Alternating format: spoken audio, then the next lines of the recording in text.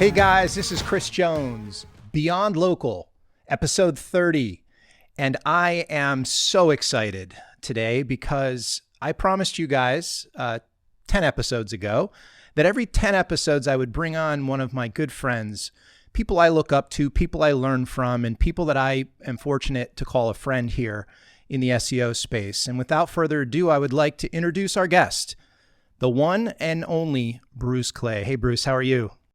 Hi, Chris. That was great. Let me write it down. I think I'm going to use that. Here's the truth, Bruce. So for people who know my backstory, it's the late 90s. I was a graduate student at Villanova, and I started to self-educate on really building a website and then later how to generate traffic and monetize. And I will tell you something. It was only later in 2008 when I wrote the book SEO Visual Blueprint, where in my introduction to this day, I reflect on that moment when I learned about search engine optimization and I wanted to better understand how to generate traffic. And honestly, I think properly credit you with being candidly one of the founders of the industry. I do believe, and correct me if I'm wrong, that you were there in the beginning days that really came up with this idea of how to optimize your website to rank on search engines. So tell us a little bit more about your backstory. And if you will, like one of the things I want to do with these interviews is that, Bruce, you've done hundreds, thousands of interviews, but I really want people that are watching this to get to know you a little bit more than maybe they could have in previous interviews. So go ahead, feel free to go back to the beginning and walk us through what you've built, because clearly you've built a brand that is globally known. You've built a business that is international, and you're just an exceptional human being, and you've always educated the industry. And I thank you for that, but I want people to know you like I know you. So go ahead and share your backstory. Wow, this is, you're actually the first one that ever asked me to do that. Hey, listen, we're buddies, and we really are friends. And I think the thing about it is, we've gotten an opportunity to spend time with one another. And so I get all of the cumulative effect of being able to pick your brain and just listen to you over many, many years. And honestly, we've known each other for probably, 15 years, or so. And so, yeah, let's hear that story. Go back and just kind of walk us through how you became, what people know you as now, which is one of the most authoritative people in the space. Well, I appreciate the comments. So I will go back, and I'll really talk about a little bit. My bachelor's is in mathematics and computer science. My other major was pinochle, but we don't want to discuss how that really influenced my grades. But I did well. Went to work in a bank, and then I went to work for a performance company doing mainframe performance software called Boole and Babbage. And I worked for them for 4.5 years. They moved me to Silicon Valley from Chicago because I'm from Chicago. And I had spent 4.5 years doing mainframe performance tuning. So I was really into performance. And they had a tool that would run on the mainframe and analyze what are called program products. They're the software applications, if you will, on a mainframe. And it would tell you where to optimize those particular things. Then after Boole and Babbage, I went to Amdahl, and I was doing performance measurement on an IBM competitor that was at the high end of performance as well. So I've been in the performance area for a long time. I strayed a little bit. I actually ended up to be the general manager of the networking division of Acer, which was the largest networking company in the world at the time. And we were doing like 50 mil a month, which was pretty good for back then. And I decided I wanted to be a consultant. And I looked around. In the meantime, I had gotten my MBA from Pepperdine. So I was looking for something in marketing and something programming. And, back in January of 96, when I started the company, that's when Al Gore invented the internet, right? I mean, the internet was born and it was going to be big and everybody should do it. And I started looking at what was out there, and it was Alta Vista and Excite and InfoSeek. And I decided that because the search engines were not subject to human intervention, they were algorithmically managed, that with my math background, computer science background, and marketing background, that somehow I could figure this all out. And that's how I actually decided that was going to be what I did. And little did I know that it was that easy. I mean, in January of 96, you almost couldn't help but optimize something if you even tried. I had written tools. They made it rather easy. I had, I think, the first set of tools for SEO. Depends on who you talk to. Danny Sullivan gets me a lot of popularity for popularizing, if not inventing, the term search engine optimization. But I think that my contribution in the early days, and I say early, like in 96 up until 2000, and remember, my company is 3 years older than Google. So there was a moment before Google. I think that I really tried my best to, it had to do with my philosophy, but I tried my best to educate people. My philosophy at the time really was give away information until they surrender. I mean, people would read it and they would go, "This is wonderful. This is wonderful." They tell two friends and this is wonderful, and it spread. And then all of a sudden they decide they're going to do it. And then they realize they don't know how. So who are they going to call? And so that's how my company really got going. I decided I was just going to be a consultant. And as most consultants, you name it after yourself, right? Bruce Clay.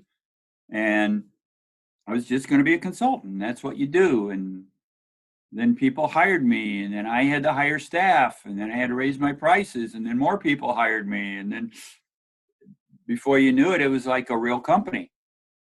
You know what's amazing? I'll tell you, go ahead.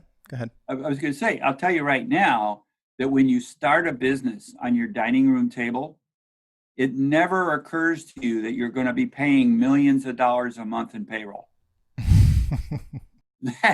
that was never on the table. We're going to get into some of the entrepreneurial side, because I think over the last 5 years or so, you and I have really built a good relationship, just talking about the brass tacks of building a successful business. But one of the things I wanted to say, Bruce, was, wow, you've been so true to your word with how you got started. And I think what I'd like you to do now is to talk a little bit more about, Bruce Clay Incorporated and just, how significant of an enterprise it's become. I know it's got international reach, and you have just not only significant, but a profound, training program.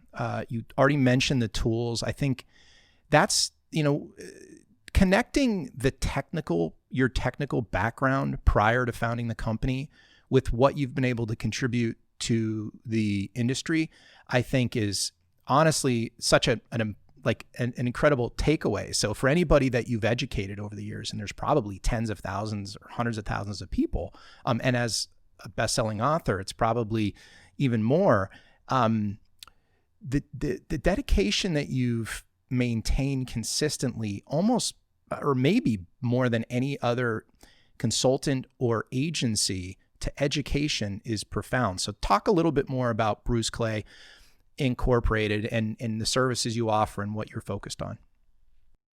Absolutely.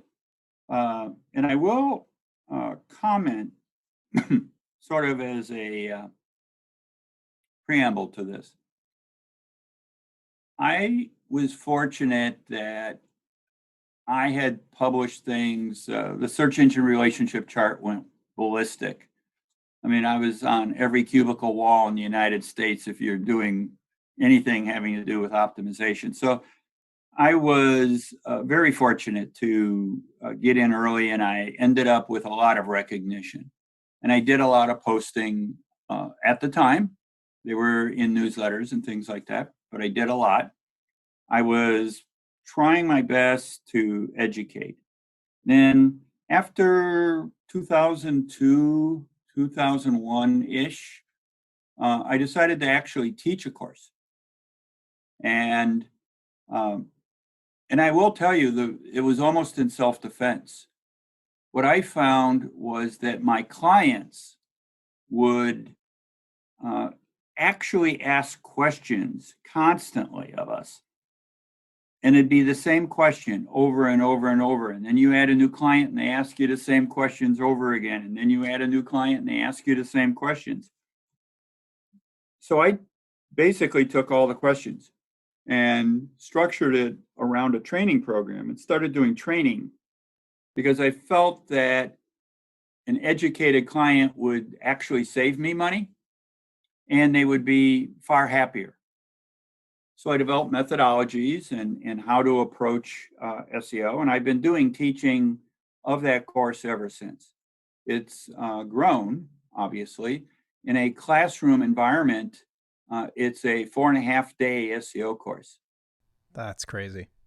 Yeah. And what does the day look like? Is it a 4-hour day? Is it an 8-hour day? Is it? No, it's a full 8+ hour day with homework. Wow.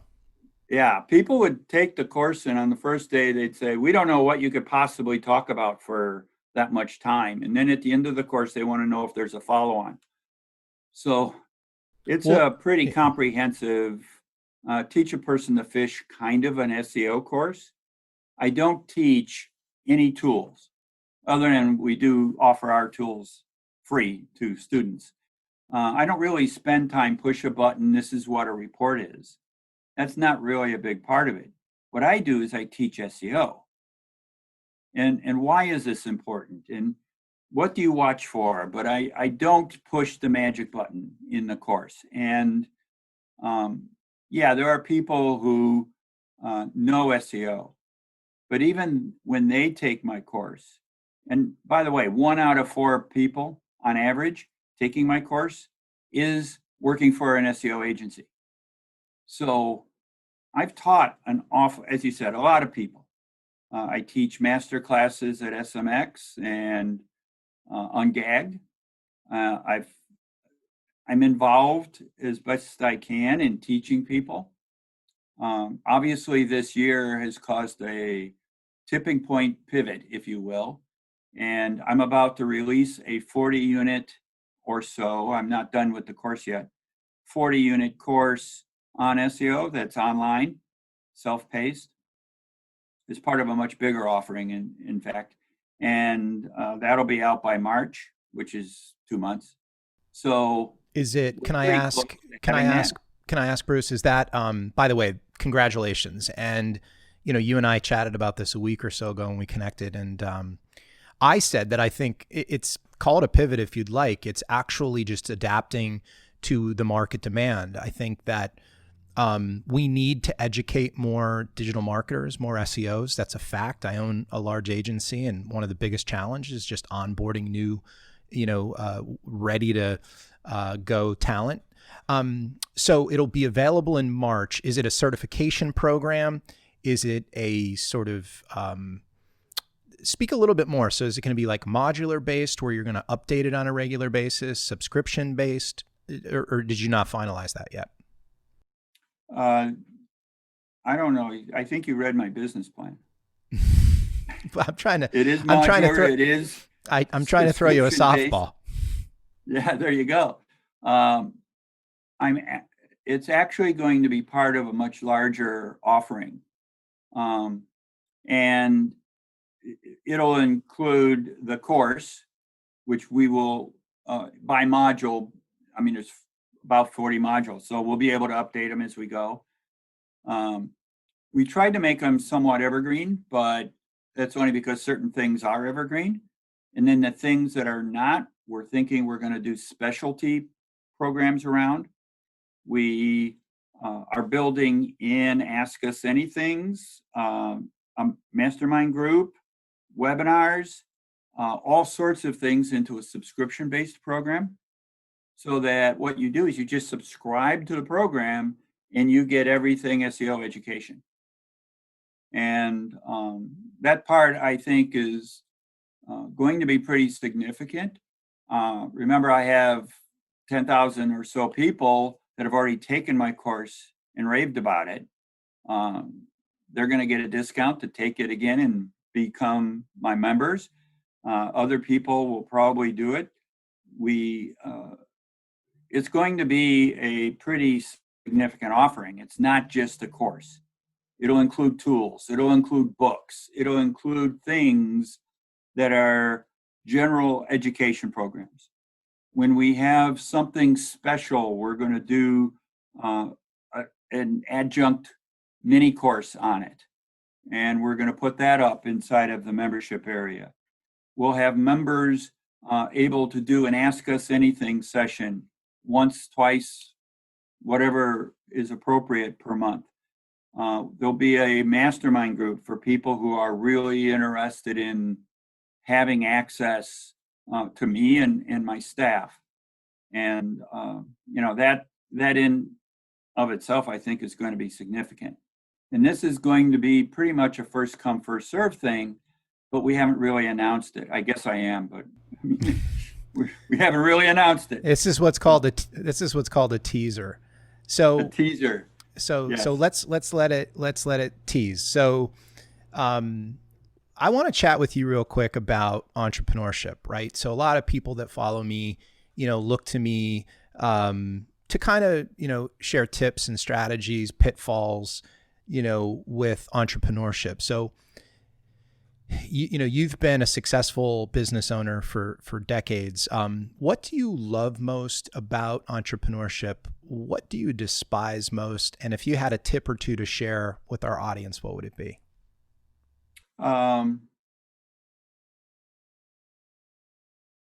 That's a really good question. I have been enamored with the industry. I mean, I consider myself so fortunate that my job is solving puzzles for a living. Now, it isn't just that you're solving puzzles. You're actually doing this with real companies. I mean, if you think about it, digital can change the lives of a company. You can change a lot of things about a company if you do it wrong or do it right. And I get to solve that puzzle every day for real live companies. Don't get me wrong, there's a risk involved, right? Because you mess up, you mess up.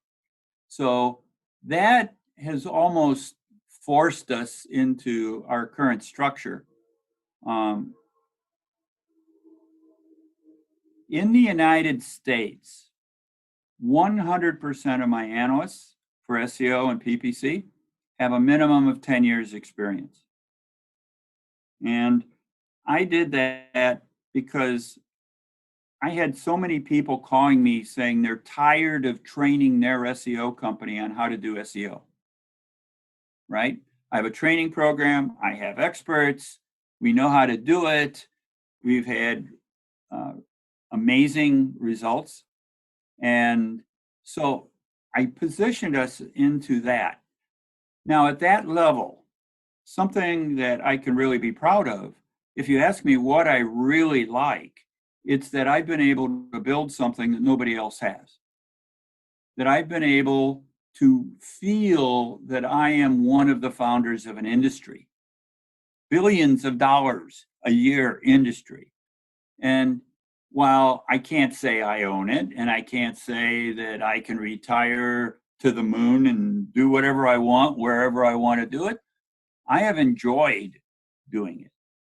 So I'll go back to, the same kind of quotes you get from everybody that is a billionaire, and that is find something that you really, really love and then do it. And the approach has to be education.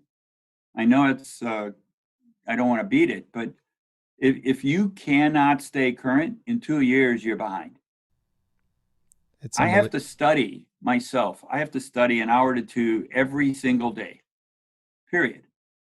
Because if I don't, in 2 years, I don't know what I'm talking about.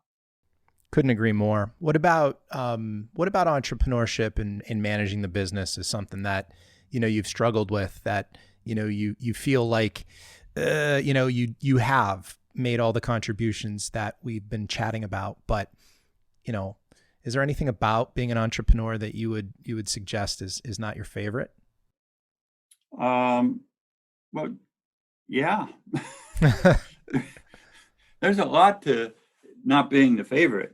Um, not every employee works out. That's not my favorite.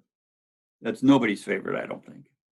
And the people over time become your friends. So that's really a bummer when that happens. Um, so of the pieces of an organization, in my organization is I have a training component and I have a software component because we have our own tools and I have developers on staff. And then we have the, if you will, production team, the operations team that does the work. And we have to manage all of those. And when people think of a business, that's what they think of. This is what I produce. This is the important part. But then behind it, you have this stuff called human resources, and you have accounting and finance and funds. And over the 25 years, we've had 3 recessions, 9/11, a war, and COVID. Yeah. So the path has always been like this. And the problem with our industry is that it isn't specifically tied to what we are accomplishing. Because I have plenty of clients that I have doubled their revenue during COVID, only to have their supply chain dry up. Yep. And now they can't ship. Or I had one very large company in the ticket business. What do you think COVID did to them? Yep. I mean, so you're constantly looking at not just what are you doing for your clients, but what about their clients and what about that entire food chain? And how does that cause a company? Because you're asking company level questions, you have to be ready to determine at what point do you have to cut? At what point do you have to reestablish the basics? At what point do you have to determine what expenses are appropriate, which ones are delayed? How do you do it? Do you cut marketing first? I know a lot of our clients will want to cut marketing first rather than cut people. What do we do when we have that problem? And that is a standard business manager's issue. We've been fortunate lately that we're able to pivot to a remote workforce. I had started a remote workforce, I don't know, 2 years ago, a year before COVID. Half my staff was remote, and that worked for me. There was no problem here. That worked for me, but it doesn't necessarily work for everybody, clearly. I'd say finance, you have to understand it.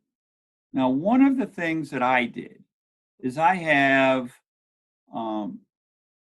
I don't like the concept that I have to do everything. So I delegate and I let people run their own departments. But finance is mine. Somehow, the ability to write a check when you want to, that's mine. I like that. And I think finance is one of the more important parts. You have to be, a leader in your industry or clients won't call you. Got it. But finance, you really have to get on. So I have a consultant who's basically a hired CFO. I have a consultant, if you will, that is my counselor at a CEO level. I have like 4 or 5 people for specific functions that are external to my company, that are at an executive level, that help me make sure I don't go sideways here. Yep. And it's really worked. And, they're not that expensive. So I would say one of the things I've learned over time is, don't try to be everything. Understand that there are people, and even if you're strong at it, there's other opinions out there. For instance, when COVID hit, my CEO counselor came to me and said, okay, you've got money in the bank. You've got this nice line of credit with Wells Fargo. Drain your line of credit. Max it out. And I said, okay, why? And he said, because the bank's going to dry up your line of credit within 2 weeks. So I drained it, maxed it out. About 4 weeks later, they started drying up other lines of credit. Yep. Right? So, growing a business isn't that easy, especially during COVID times. I was able to get American Express to double my credit limit during COVID within the last 2.5 months. I think that's great. But managing finances is the biggest problem I think a business has, especially in times like today. You know what? I think your reflection on what makes entrepreneurship great, as well as some of the challenges, I totally agree with you. And from the finance point of view, it's one of the things that I always control in all of the companies that I'm part of. And when I say control, that I've taken the time to educate myself and I could add tremendous value. So I have a full-time finance manager, but that individual is really producing P&L statements, balance sheets, cash flow statements that I then can interpret and then make decisions in the future. So I think that that's great. And I think, a lot of times when I ask a successful, multimillionaire like yourself about, what are some of the pitfalls and what is some of the advice, I think that your reflection really on the combination of being a problem solver, solving puzzles on the one hand, and you love that, and the fact that you've been able to build up such an extraordinary thought leadership individually and then extend that to dozens of, people on your staff is extraordinary. But I also think the thing that I loved about your advice here, Bruce, is that you did ultimately what I do, which is that success really does come from some of the things that we do when nobody else is around, analyzing the business, thinking through, cash flow, thinking through, profit and those kind of things. And again, you and I have had these conversations over the years, and you've given me the luxury of working with you and looking at your books and understanding the scale that you've achieved. So for people watching, Bruce is the real deal as an entrepreneur. He's not only just an amazing SEO, he applies that same analytical thinking, that same math background to running a multi-million-dollar business, which is great. So we got about 10 minutes left. I think what I would be remiss, and people watching would be remiss, is if I didn't dive a little bit deeper on SEO with you. So I know that we could go down a rabbit hole here. I remember you were one of the first people that started talking about latent semantic stuff back in the day. And it was provocative to me. And, but I don't want to go too far down the rabbit hole because I think that the podcast will go on for 2 hours. So here's my question for you.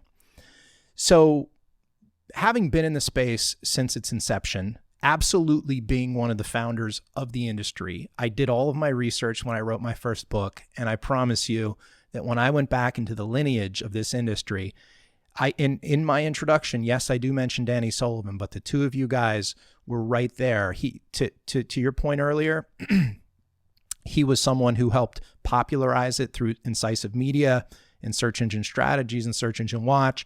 But you were the one that was there on the front line as one of the first, if not the first consultant, really educating others on how to do it. So my question is, what are some of the common mistakes What are you seeing when it comes to a prospective client coming in the door?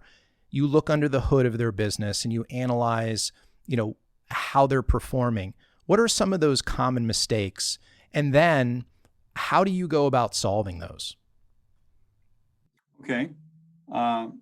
First, and I think that everybody listening to your podcast might agree, most of the people that come to us, we're their third or fourth SEO company. As soon as we recognize that, the number one priority is to figure out what the other SEO companies broke. They have violated or taken advantage of black hat things that, the uneducated do whatever they think works. And they'll read something and they'll misinterpret it and then they'll do it wrong and that'll be worse, and, things like that. Yes. Let me cover a lot of things fast, if I may. Oh, please do. The latent semantic indexing. Google, in the beginning, was paying attention to it. They're the ones that increased awareness of it. But right now, Google says that they're well beyond it. Doesn't say they don't care about word proximity. Obviously, they do.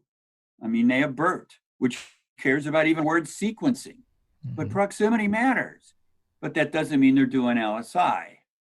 There's no such thing as LSI keywords, but that's become some sort of buzzword out there. There's no such thing as a lot of the stuff that Google did years ago, only because Google's moved beyond that.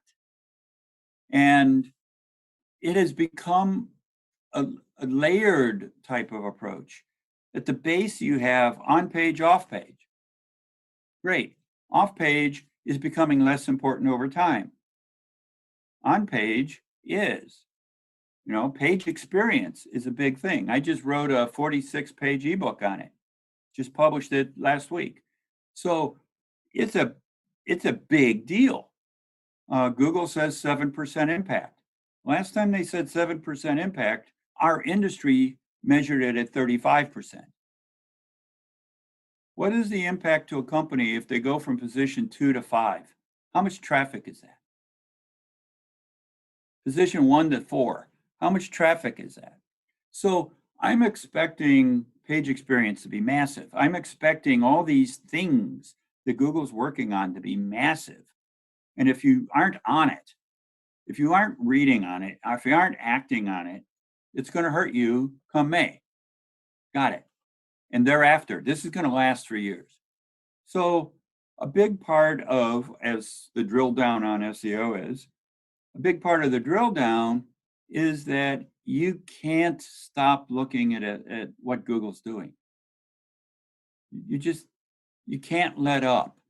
And many people, they'll come to us, and I'm getting people now that are suddenly saying, well, I have this page experience thing that's coming in May, so in April, I want to start looking at it.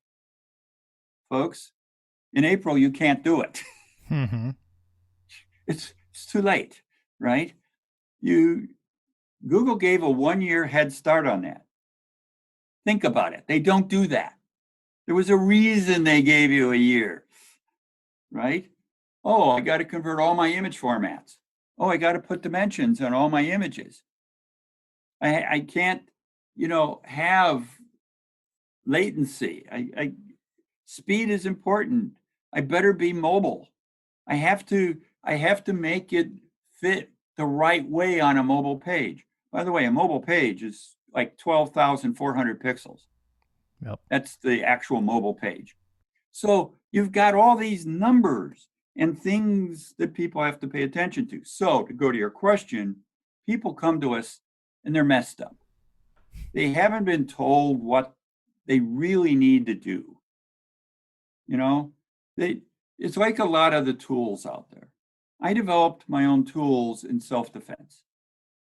Not because I don't pay tens of thousands of dollars to SEMrush every year, because I do. And not because I don't subscribe to a whole lot of other tools, because I do.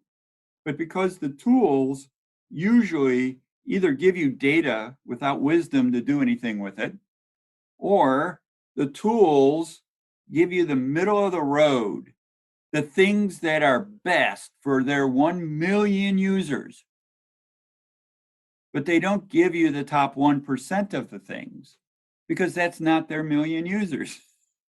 And people have blindly followed things. And things that work for one industry may not work for another, but they followed them anyhow. The concept of all I need is content. So I'm going to keep writing content. It doesn't matter if it's good or not. I'm going to keep writing content. Well, pardon me? If it isn't shared, it isn't good content. If people don't comment on it, it isn't good content. Write it, get it shared, or fix it. Mm-hmm. And people think that there's an easy button. Folks, if there was an easy button, everybody would be number one. That's not the way it works. And people are naive about it. They think SEO is a commodity. They think that I can just put in a quarter and I'm going to pop out number one for this keyword. Well, that isn't the way it works, especially if the keyword's valuable. You got to work at it. And I think that, going to your question, the biggest problem we see is that people think of SEO naively. They think of it as a commodity. They think of it as something that has an easy button. They think of it as, well, I can do it once and then SEO is done, isn't it? And if people really keep thinking that, those are the people that are going to be left in the dust. We need people that understand that it's a competitive sport, like basketball. You know, you can take a pro team, have them compete against a high school team. They're going to behave differently. And SEO is the same thing. And, you know, it's the people that understand it that are going to win. And everybody else is going to hang on, and I'll have to wait for them to make us their fourth or fifth SEO company. The amazing thing is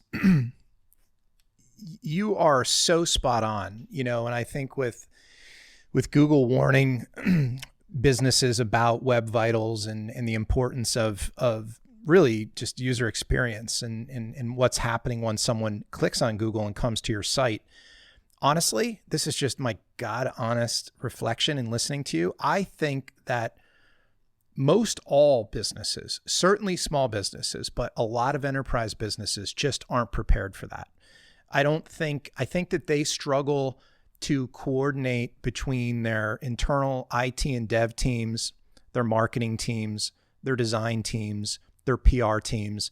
And so, you know, I work with a lot of large funded startups and some publicly traded companies, which I know you do as well. And even those companies, you know, I was doing some video audits this morning before we're taping this. And honestly, I'm going to websites that have been around for a while. They're getting nominal organic search traffic. I'm reverse engineering it to just try to add some value. I think the industry is yearning for the type of education, the type of tools that you provide. And it's interesting for you to, you know, talk about SEO, the perception of it as a commodity. You know, I think that, you know, the industry was definitely wild, wild west for a long time. And so, you know, there's some reputation management and repair that the industry itself has to do. But I feel very strongly, I know a lot of times, and I know you've sat on these panels, I have as well, you know, is SEO dead? And based on what you just shared with us, Bruce, I would suggest that it certainly is evolving, but the importance of the industry today is arguably never been more. And particularly for enterprise and large organizations, because I don't think that they get the importance of having an internal growth team that has more command over how that website functions, the content on that site, et cetera. So awesome. Do you have any final reflections for people that are watching this podcast? Bruce is sort of ubiquitous as it relates to the industry, so you will find him. But you could get more information on bruceclay.com. Bruce is active on social media. He's put together more content than maybe any other SEO as it relates to education, most of which is free. But do you have any final reflections, Bruce, on the industry? Any final thoughts? Well, one of the things that I have predicted and actually is happening, the number of leads for my company for people wanting to do SEO is at least 5x what it used to be. That's a significant number of leads, and it is all within the last 2 weeks. Wow. Within the last 2 weeks, 5x, and it's been consistent. I think that the warning I can give folks is that this is going to be a banner year for people taking last year's budgets and understanding that this is an opportunity to leapfrog a competitor, and people are caring. And SEO is really probably one of the top bang for your buck areas, especially if you have an opportunity. And it's certainly not dead, Kris. It's SEO is alive and growing and doing very, very well. It can change lives. Everybody should understand, if I can increase your traffic 3x, that changes your life. And waiting until your competition is already taken a foothold in the top 10 is not a good move. So I think that people have a business opportunity. I think that technology is changing in the Google world, and we only have 4 months until May. I think that and by the way, I don't think it's going to be May and it's done. It's like mobile, and speed and everything else. They keep turning the dial for the next year. It's going to be announced. It's going to come out. It's going to be a 35% impact, not 7. And it's going to keep going. And I think that what we need to be able to do as an industry is educate and make sure these people are aware. Everybody that needs SEO is aware of what SEO can do and can't do. There is no easy button. It's work, but the payoff is there. And I think that, certainly there's, those of us who have always been in I'm going to answer your question mode. We do panels where the best part of the whole panel is the question and answer at the end. And we just give away information. And we love that. And, half of the SEOs couldn't do that if their life depended on it. You go to them and you talk to somebody that's a really good spokesman, and then they assign you to an SEO that's got 1 year experience.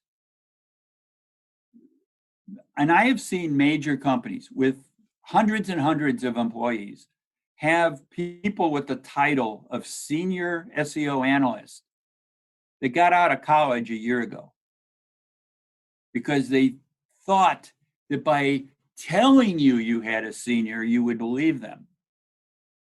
They're faking it out. They don't know it. And I don't want that person trying to run my projects. You have to hire quality. You have to hire answers, and you have to be prepared to commit to doing it.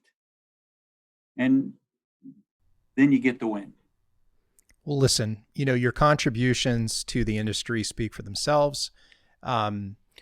If you allow me to be so optimistic, I actually think your contributions over the next couple years are going to be exponentially more impactful, because I think that the training tools and training modules that you're working on, I think are going to be disruptive in a positive way.